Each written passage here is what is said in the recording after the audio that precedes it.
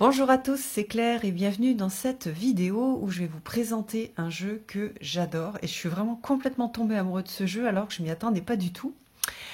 C'est Alkeringa, Oneromancy Deck, qui a été créé par Stéphanie Alia et illustré par Daniela F. Et en fait, c'est la même artiste, enfin le même duo qui a fait un autre jeu que je vous présenterai ensuite, qui est le Gotmancy Deck. Je vous en ai déjà parlé, celui-là je vous présenterai ensuite, mais pour l'instant on va se concentrer sur celui-ci. Alors celui-là, il a une présentation de luxe avec une boîte, avec une texture super douce. C'est un jeu qui aujourd'hui est en précommande, donc il y aura quelques petites modifications. Notamment, elle va changer le nom puisque elle le voulait plus en lien avec le monde du rêve. Alors c'est un jeu qui est sur le monde du rêve, mais qui permet de tirer les cartes. Alors il n'est pas fait pour analyser les rêves. En fait, c'est à partir de son travail sur les rêves qu'elle a créé le jeu. Et donc vous allez voir, on a pas mal de choses qui sont liées à des symboles de rêve, mais qui vont nous donner des indications pour notre vie de tous les jours. C'est quelqu'un aussi qui travaille énormément avec les rêves lucides. Je crois qu'elle fait des workshops, mais en anglais, sur les rêves lucides. Elle fait plein de choses super intéressantes. J'adore tout ce qu'elle fait et tout ce qu'elle partage. Donc, je crois que la boîte restera la même, avec un nom différent, avec une petite boîte magnétique.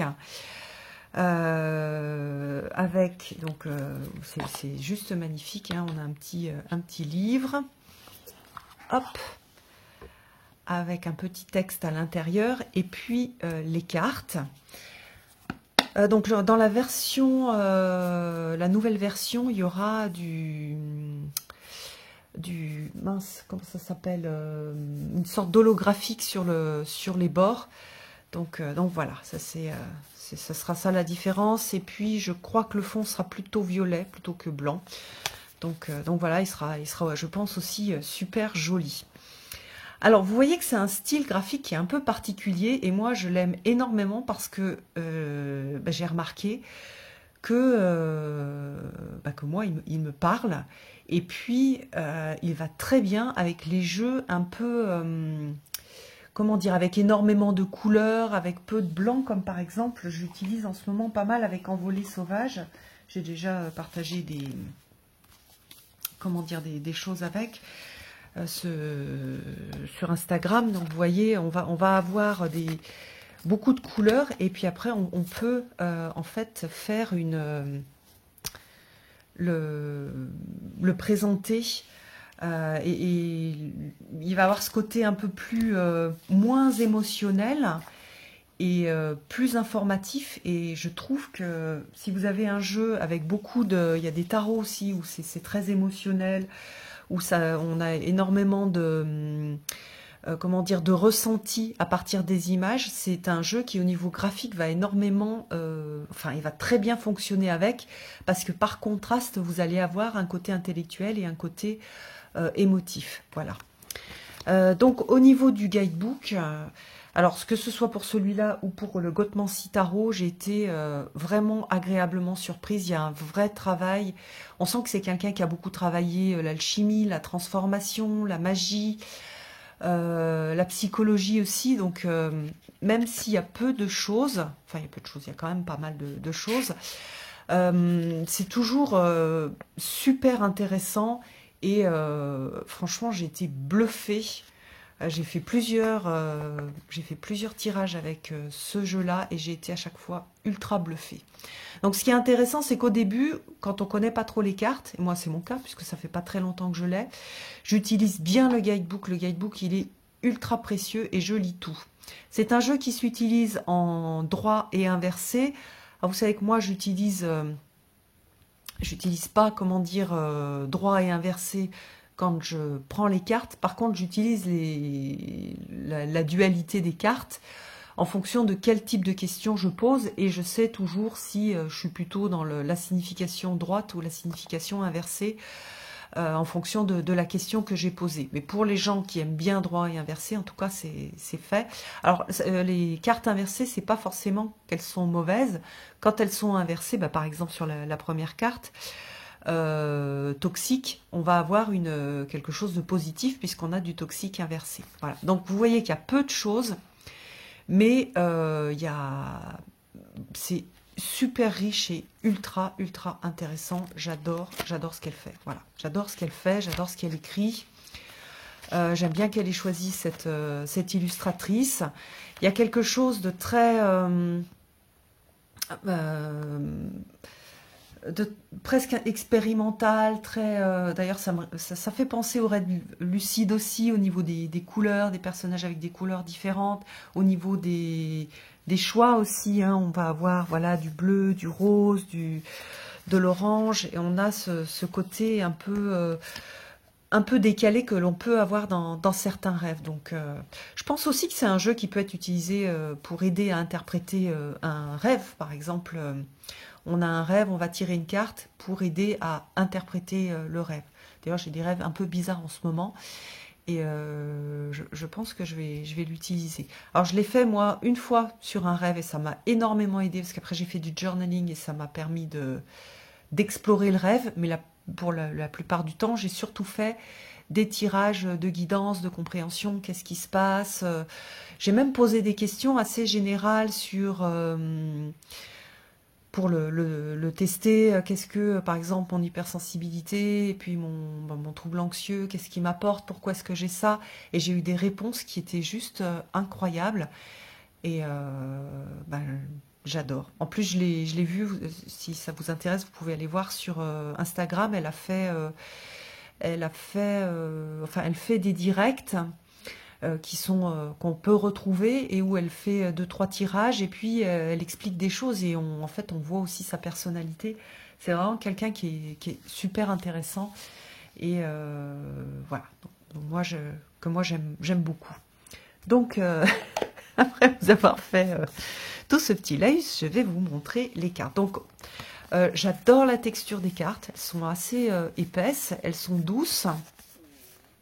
Et puis voilà, on a le dos, des cartes, qui est comme ça, et donc qui sera, si vous précommandez le jeu, en violet. D'ailleurs, dans sa vidéo, il me semble, dans sa vidéo d'Instagram, que lorsque vous commandez, si vous mettez Instagram, enfin, lors de la commande, vous allez avoir 10% de réduction sur le jeu.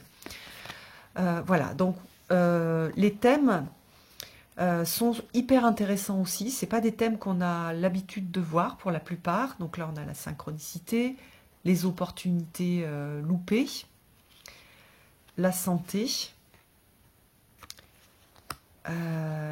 les choses abstraites, donc par rapport à ce qui est concret. Donc on a l'abstrait et le concret. Le Dream Lover. On va regarder un peu ce qui est dit. Alors, je vais vous faire de la traduction un peu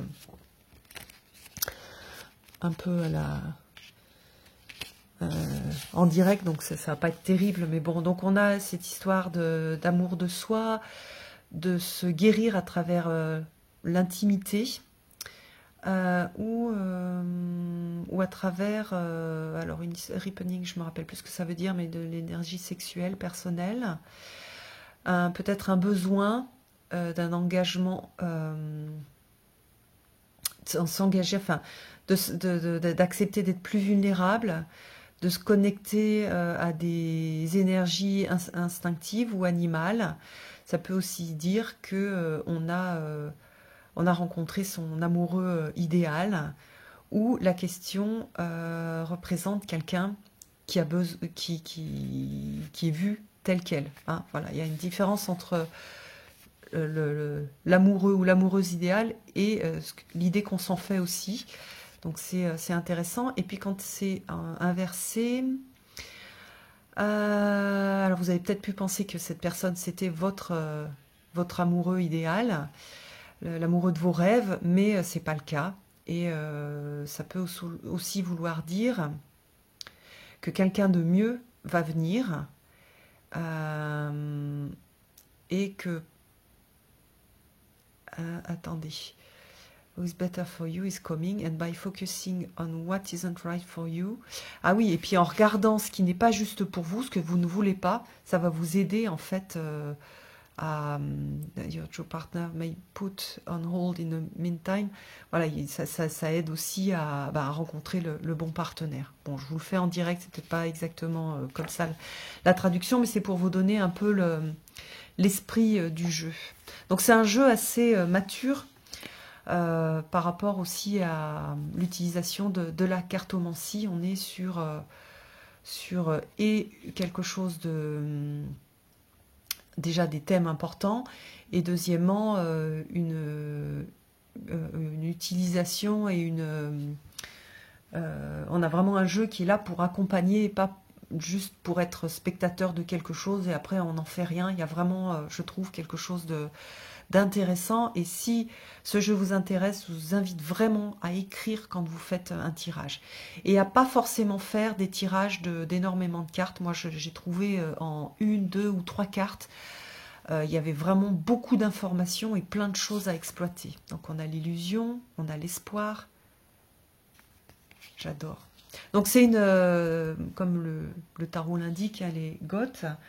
Dans le Gothmancy Tarot, il n'y a pas forcément... alors, je ne veux pas rentrer dans le débat de qu'est-ce qui est Goth ou pas. En fait, je trouve pas ça forcément...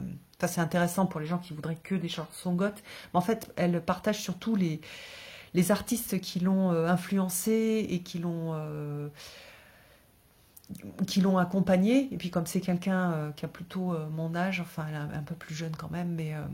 il y a des choses comme David Bowie, mais qui influencent aussi quand même pas mal de personnes de nos jours. Donc là, je trouve que ça fait, au niveau des illustrations, on a ce côté un peu David Bowie que j'aime beaucoup. Donc voilà, il y a le vol, il y a plein de choses, le fait de laisser du temps. Et il y a un joli travail qui a été fait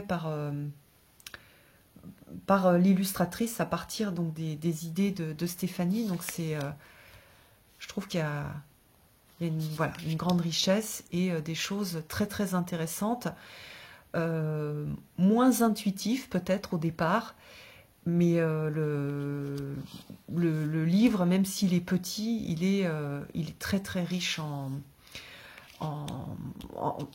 informations. Ah, c'est aussi quelqu'un, j'ai oublié de le dire, quand j'ai dit qu'elle travaille avec la magie, il y a aussi pas mal de choses sur l'alchimie. Donc on a voilà des choses très intéressantes. Voilà, on a les vies passées, on a le labyrinthe, j'adore cette carte, avec un côté positif et un côté voilà, de la difficulté d'être perdu, mais aussi le fait d'aller explorer un petit peu tous les petits coins du labyrinthe. Ça permet aussi de s'ouvrir à des nouvelles choses, des nouveaux endroits où on n'est jamais allé. Je trouve que c'est super intéressant comme carte. Voilà, toxique, c'est celle qu'on a vue tout à l'heure. Initiation. Pays perdu. Regardez à l'intérieur. Elle est superbe celle-ci. La destruction. Il y a des personnages qui ont plutôt les yeux bridés. J'adore cette carte aussi. Alors après, en fonction de nos références, ça peut aussi... moi, ça résonne, par exemple, celle-ci. Une carte que... c'est le travail, mais c'est aussi un personnage d'une série que j'aime beaucoup qui s'appelle One Punch Man. Et c'est un peu je sais pas, il y a quelque chose aussi qui résonne avec ce que j'associe avec cette série animée. La prophétie. Regardez comme c'est beau là, un petit détail. La guérison. C'est aussi un jeu qui est hyper intéressant parce qu'il est assez... je pense on va pouvoir se projeter dans tous les personnages en fait. En tout cas, moi je trouve qu'il est assez neutre au niveau des personnages, donc il n'y a pas un personnage dans lequel on va pas, ou une situation dans laquelle on va pas se projeter parce que les personnages sont neutres. Donc par exemple au niveau de l'âge, au niveau du sexe, et aussi parce que ils ont pas forcément quelque chose de glamour, donc on n'a pas ce côté de projection corporelle qui est forte. Et d'ailleurs, il y a plein de... Voilà, Renaissance, il y a plein de... Qu'est-ce que je voulais dire? Oui, il y a plein d'images aussi où il n'y a pas il y a pas de personnage. On a quelque chose de schématique, comme quand on veut expliquer quelque chose, qu'on fait un petit schéma, qu'on mette une petite jupe ou pas de petite jupe, ou notre petit bonhomme allumette, ça va pas forcément changer. On va plus ressentir le message. Là, on a la honte. Ça fait penser au 9 d'épée, hein, mais on a cette idée de honte qui est super important. Très souvent, on s'empêche de faire des choses parce qu'on a honte. Et voilà, comment est-ce qu'on fait pour dépasser la honte, pour faire quelque chose qui soit plus...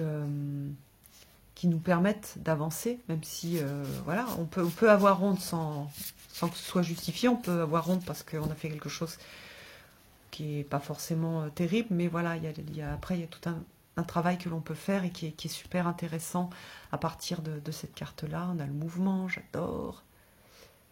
J'adore, on dirait la Suisse en fait, ça me fait penser à un petit train qu'on a en Suisse. Alors bien sûr que, voilà, en plus, je pense qu'on a... Alors on est différentes, hein, parce que moi, j'ai pas... Je sais pas ce truc en fait, moi, j'aime pas trop me mettre dans une case, donc je suis pas goth du tout. Mais par contre, c'est quelqu'un qui est hyper sensible, c'est quelqu'un qui travaille avec des outils qui ressemblent aux miens. Et notamment, voilà, le rêve, les animaux de pouvoir, la spiritualité, tout ce qui est alchimie. Donc j'aime beaucoup la danse.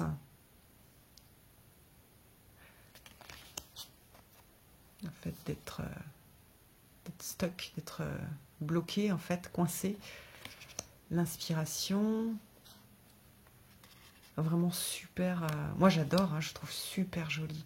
Dans la source, c'est intéressant parce qu'elle l'a tiré dans son direct là sur Instagram.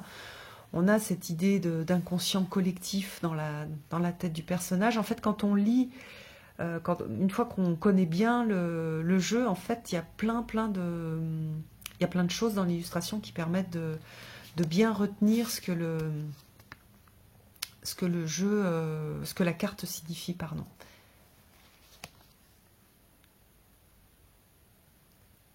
Guerrier.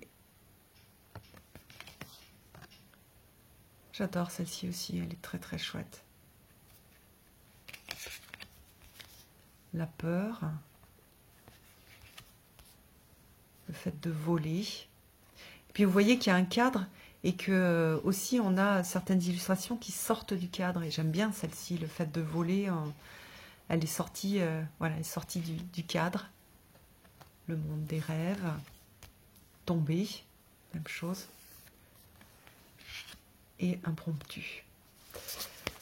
Donc voilà, alors pour résumer, c'est un jeu que j'aime beaucoup. Au niveau graphique, d'abord je le trouve super original pour les collectionneurs. Je pense que c'est un jeu qui risque de beaucoup vous plaire. Et puis il a beaucoup de profondeur, donc voilà, c'est pour moi une belle réussite. Et c'est un jeu qui est sur ma table de chevet pour l'instant, et je fais pas mal de choses avec et j'aime beaucoup, beaucoup. Voilà, je vous embrasse tous, à bientôt.